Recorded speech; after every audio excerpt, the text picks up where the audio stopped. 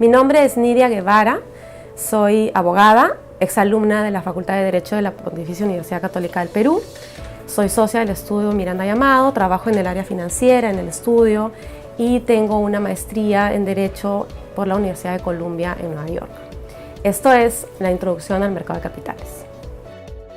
El mercado de valores es un mercado financiero que propicia el encuentro directo entre agentes deficitarios, que son aquellos que requieren financiamiento, y agentes superavitarios, que son aquellos que cuentan con esos recursos. En el mercado de capitales se transan activos que son o se llaman valores mobiliarios y que pueden ser, por ejemplo, acciones o bonos o papeles comerciales, y se transan por oferta pública. El mercado de capitales se sustenta o se basa en un principio fundamental que viene a ser la transparencia y la simetría de información.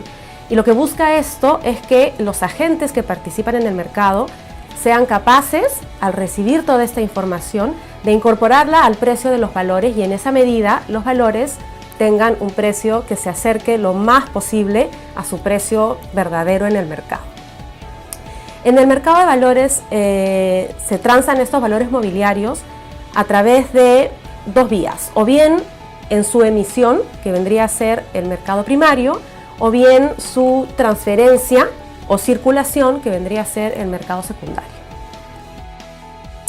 En cuanto a los conceptos básicos que debemos manejar acerca del mercado de valores, tenemos en primer lugar el concepto de oferta pública.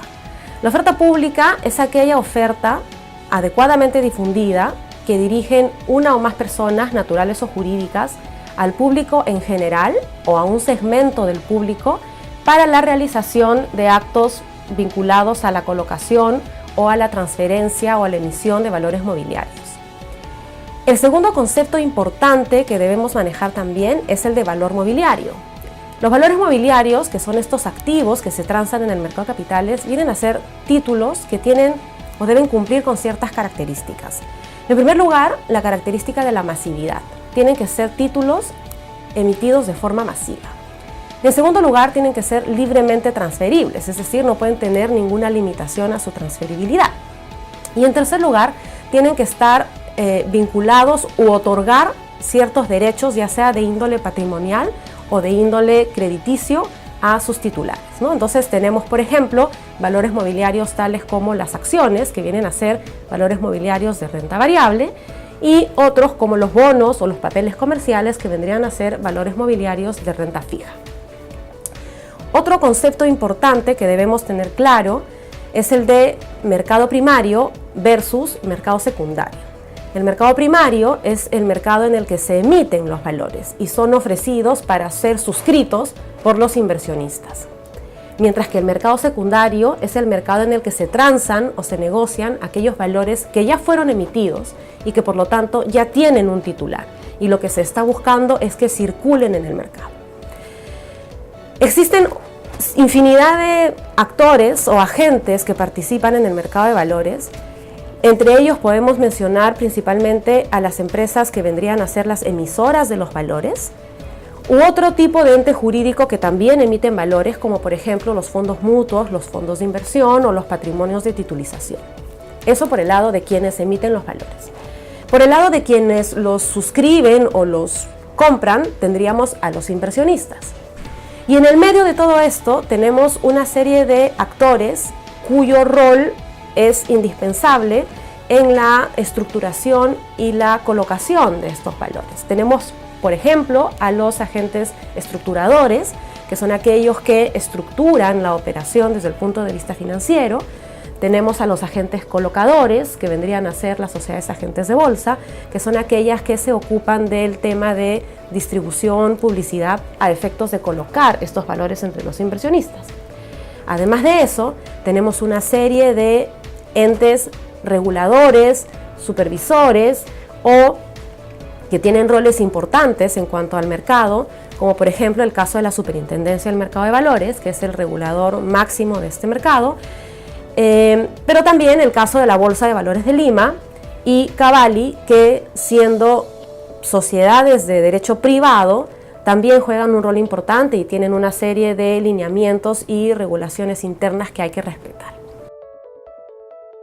Resulta fundamental para cualquier abogado que está vinculado a la práctica corporativa, no solamente a la práctica financiera, conocer cómo funciona el mercado de capitales y cómo se estructuran y se llevan a cabo las operaciones en este mercado. ¿Por qué?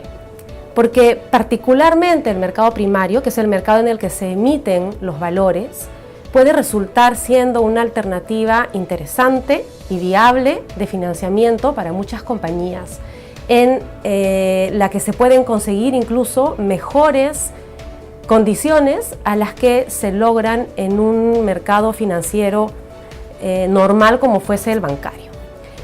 Sin embargo, claro, las transacciones que se realizan en el mercado de capitales tienen una complejidad importante, digamos, no solamente desde el punto de vista civil, ¿no es cierto?, sino sobre todo desde el punto de vista regulatorio.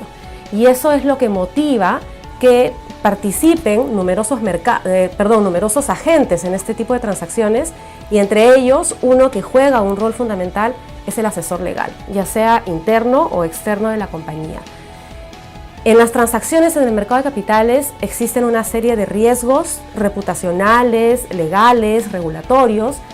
Por lo tanto, es fundamental que exista un asesor legal que esté adecuadamente entrenado en los temas vinculados a estas transacciones para que éstas puedan salir, digamos, óptimamente. En cuanto al marco legal que regula el mercado de valores, tenemos como norma suprema la Ley del Mercado de Valores, que tiene un texto único ordenado aprobado por un decreto supremo, el 093/2002 EF, y los distintos aspectos que esta ley regula han sido desarrollados ya a nivel reglamentario por la Superintendencia del Mercado de Valores, con lo cual existe todo un set complejo de reglamentos de la superintendencia que aplican a los diferentes agentes que participan en el mercado y regulan los diferentes aspectos relevantes del mercado de capitales. Hay otras normas que pueden ser relevantes para una estructura de este tipo, como por ejemplo la Ley General de Sociedades, que siempre es importante para efectos de verificar todos los temas societarios y corporativos que puedan estar involucrados. También puede tener relevancia dependiendo del emisor o incluso dependiendo del tipo de inversionista que esté participando en la operación, la Ley del Sistema Financiero, que es la ley que regula las entidades que se encuentran bajo la supervisión de la Superintendencia de Banca y Seguros. Otra norma importante en este tipo de transacciones es la Ley de Títulos Valores y finalmente la Ley del Procedimiento Administrativo General. Además de eso, pueden existir otra serie de normas relevantes, como por ejemplo normas de carácter tributario que deben revisarse para efectos de estructurar una operación. Para todos aquellos que estén interesados en tener una práctica vinculada al mercado de capitales, yo les sugeriría que además de informarse y estudiar desde el punto de vista teórico y buscar algún curso que les sirva de guía para este aprendizaje, buscar alguna práctica, porque finalmente es en el campo, en los hechos, donde uno va a llegar a entender toda la complejidad que este tema conlleva y va a llegar a entender cómo se deben realizar estas operaciones a efectos de que salgan de manera óptima.